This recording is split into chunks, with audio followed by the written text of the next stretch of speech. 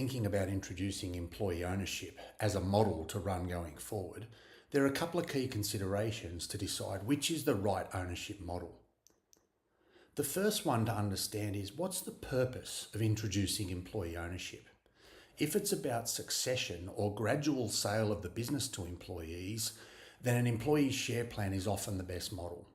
The reason for that is that it combines the fairly generous tax concessions that cover employee share plans if they're introduced and managed properly, with flexible funding options for employees to buy in gradually over time and for founders to sell down to the employee share plan.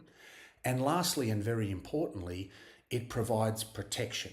And the protection comes in the form of the rules, the terms, the trust deed if it's an employee ownership type trust like a peak performance trust. What are all the things that we need to govern and protect to make sure that the share plan takes into account what happens if? What happens if, for example, an employee leaves early before the transfer to the share plan's completed?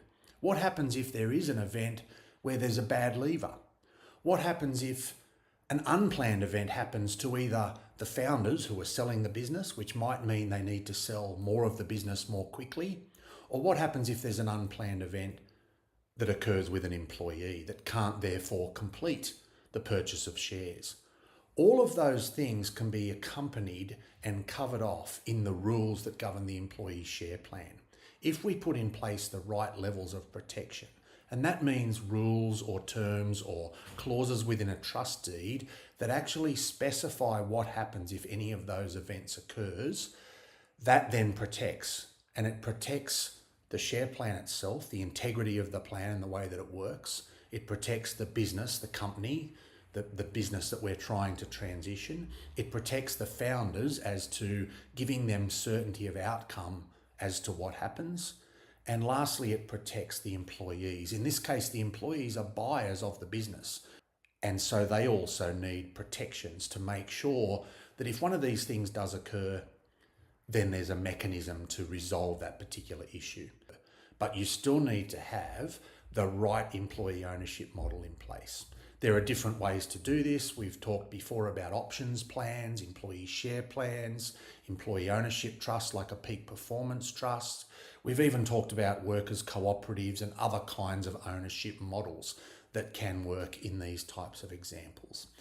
Importantly, make sure you know what the plan is about, what purpose the plan is fulfilling. Is it about succession and sale of the business? Because if it's not about that, then some of those protections may not be required, for example.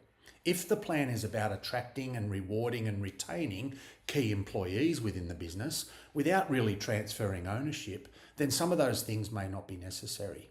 Again, understand the purpose, choose the right employee ownership model for your business and for your purpose, and then make sure that the rules are designed with purpose in mind to give you the outcome you're looking for from using an employee ownership model.